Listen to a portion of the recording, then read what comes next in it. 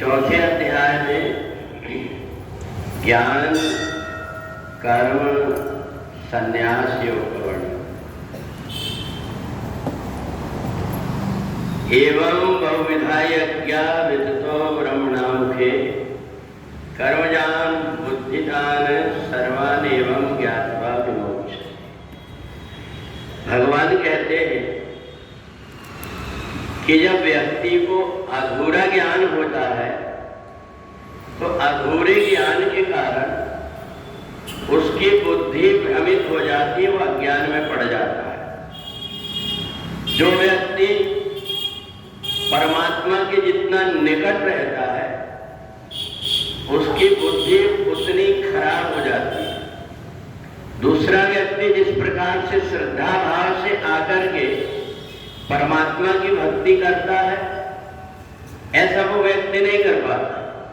वो देखता है सबको, सैकड़ों रुपए के फूल माला प्रसाद ला करके जहां पर व्यक्ति अर्पण करता है, उस परमात्मा की सेवा में उसका मन नहीं लगता, केवल वो अपना स्वार्थ देखता है कि इसमें मेरा स्वार्थ क्या है। और भगवान भी ये देखते हैं कि ये व्यक्ति वो है जो पहले जब आता था बड़े भाव से और मेरी आराधना पूजन करता था, उसको ऐसा लगता है कि परमात्मा विराजमान। थोड़ी देर में वह व्यक्ति जिससे परमात्मा के निकट रहता है उसकी बुद्धि उसको भ्रमित करते जाती है। कोई सैकड़ों रुपए का माला ला करके चढ़ाता है, वो उठा करके खचरा समझ करके फेंक देता है। उसको ये भी समझ नहीं होती कि इसमें किसी की श्रद्धा जुड़ी हुई है, उस भाव से हम उसका उपयोग करें।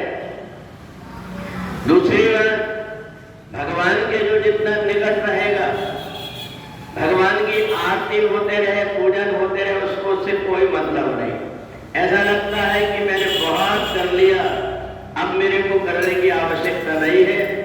और उस व्यक्ति का ना आरती में दूसरा व्यक्ति दूर से आता है चल करके कि हमें आरती करना है, परंतु जो व्यक्ति पास के पास रहता है वो इधर उधर समय अपना व्यतीत कर देता है।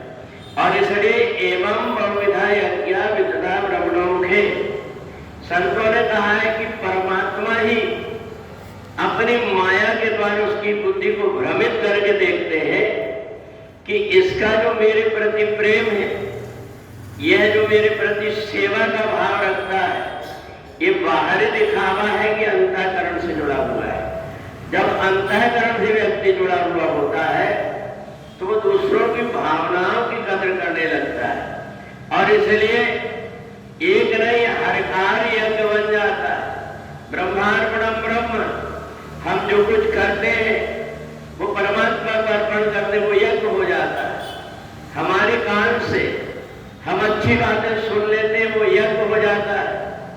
हमारी वाणी से हम दूसरों को दुख न हो ऐसी वाणी बोल देते वो यज्ञ हो जाता है। कुछ व्यक्ति अपाने जो है प्राणम, प्राण अपान वायु चल रही है, इसमें सो हम सह का उच्चारण करके और परमात्मा में अपनी श्वासों की आहुति को देता है। कुछ व्यक्ति यज्ञ शिष्टामृत हो जो परमात्मा को भोग लगा करके प्रसाद ग्रहण करके यज्ञ का प्रसाद ग्रहण करता है। तो इस प्रकार के कई प्रकार के यज्ञ हैं। वेदों में, शास्त्रों में अगर व्यक्ति पढ़ता है तो शास्त्र में कई व्यक्तियों ने ऐसा कचरा भर करके रखा हुआ है जिसको पढ़ करके बुद्धि भ्रमित हो जाती है। हमें परमात्मा का कोई ग्रंथ पढ़ रहे हैं या इसमें कई प्रकार की ऐसी चीजें हैं जो सामान्य व्यक्ति भी नहीं कर पाता। और इसलिए इन सब में से जो संत होता है वो बादलों जैसे उसमें से जो अपने काम की चीज है उसको भाप बना करके उड़ा लेता है और समुद्र में खारापन छोड़ देता है। ऐसे ही वेद और शास्त्रों का जब व्यक्ति को अपने आत्मज्ञान हो जाता है तो उसमें से वह अपने काम की चीजें इकट्ठी कर लेता है। और इसी को भगवान ने ज्ञान योग 14 अध्याय में अब कोई व्यक्ति अगर कुछ ज्ञान से पढ़ करके रख ले तो उतने मात्र से नहीं होता, परंतु उसके साथ में जब तक की श्रद्धा नहीं जुड़ती तब तक परमात्मा उसको स्वीकार नहीं करते। इसलिए अपने आप को कभी बैठ करके ये देखो कि हमें परमात्मा की भक्ति करने का कोई लाभ मिला है या उल्टा उसकी हानि हुई है। हमारे अंदर जैसे भाव थे वो भाव भी नष्ट हो गए।